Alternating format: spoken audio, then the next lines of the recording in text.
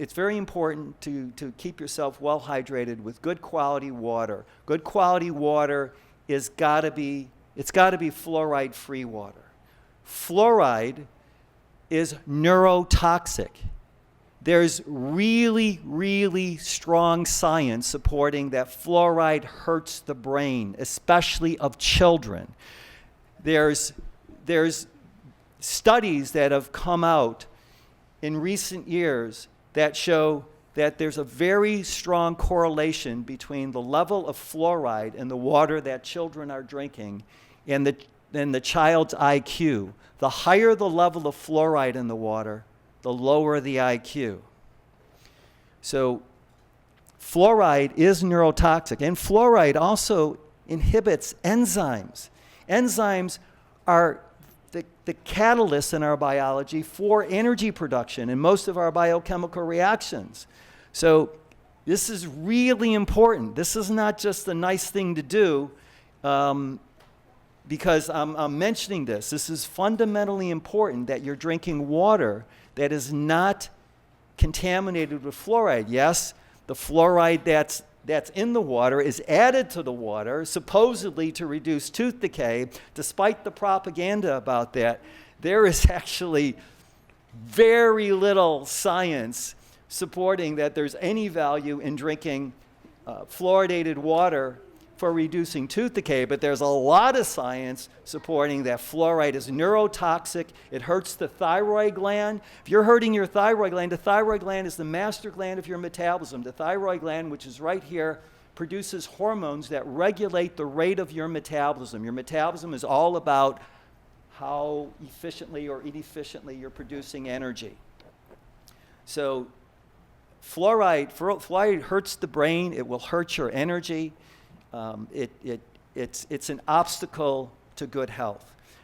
So be very attentive to the quality of water that you're consuming and consume enough water.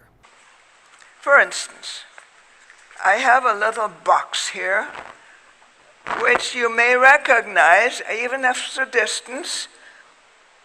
It's nothing more or less than the box that the Colgate toothpaste comes in. And it's fluoridated.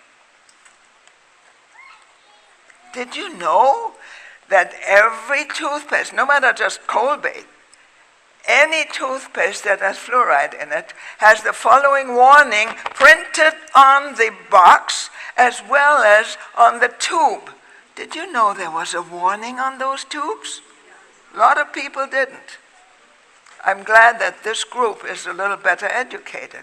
And let me just quick read you. It's in tiny, tiny print, so I just printed it out for myself so I could read it easily. It says, warnings. Keep out of the reach of children under 6 years of age. Don't you want to teach your kids to brush their teeth?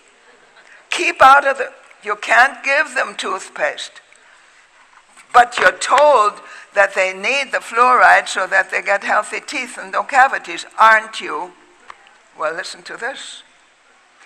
If more than is used for brushing is accidentally swallowed, mind you, kids don't have the capability yet of spitting out this toothpaste. If it's but they flavor it like candy, they make it look like candy. If it's accidentally swallowed, get medical help or contact the Poison Control Center right away. Did you know there was poison? They mark it, they tell you so. Most people don't read this. A couple of years ago, I had the same box, and I had an audience of larger group than this even, of about 1,200 people. And I asked for a show of hands who read it and who kept it out of reach of children. Not one single hand went up. People don't believe that there's poison in something that they put in their mouth, never mind 6-year-olds. How about you? Do you think it's good for you to put poison in your mouth? Even if you spit it out, the mouth and the mucous membrane in the mouth is highly absorptive, and you get this poison. Furthermore, Dentists who are knowledgeable and honest will tell you that there is no proof that fluoride does anything to prevent cavities. On the contrary, there are two cities, for instance, Toronto and Vancouver in Canada. Toronto has long been fluoridated, Vancouver is not. Vancouver has healthier children with less cavities, and healthier adults, and healthier elderly people without the broken bones, because they get brittle and they cause damage. Hey, this isn't all. Children 2 to 4 use only a pea-sized amount and supervise the child's brushing and rinsing to minimize swallowing. They tell you don't swallow it, don't let your kids swallow it. It's poison. And if they do, contact the Poison Control Center. But they fluoridate your water. More than 52% of American states and cities have now fluoridated water. Why? It doesn't do a thing to help your teeth or your children's teeth. It is one of the most powerful poisons there are. It's highly toxic. It causes bones to be brittle, teeth to get blackened. And it damages your immune system, the very system that you need to keep you healthy and to help to fight infections and cancer. It's not just cancer. And now comes something else interesting. There was a professor of dentistry at Harvard University, worldwide recognized university, Harvard, who had an assistant who happened to be studying for a PhD.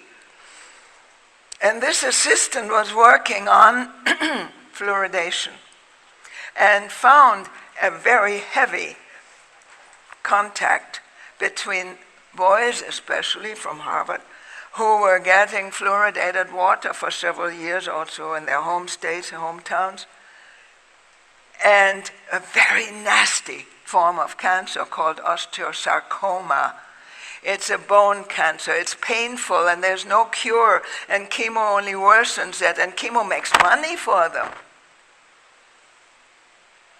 And she presented this to the professor by the name of Douglas, in case you run across it. I don't keep this secret. And what did he do with this tremendously important information?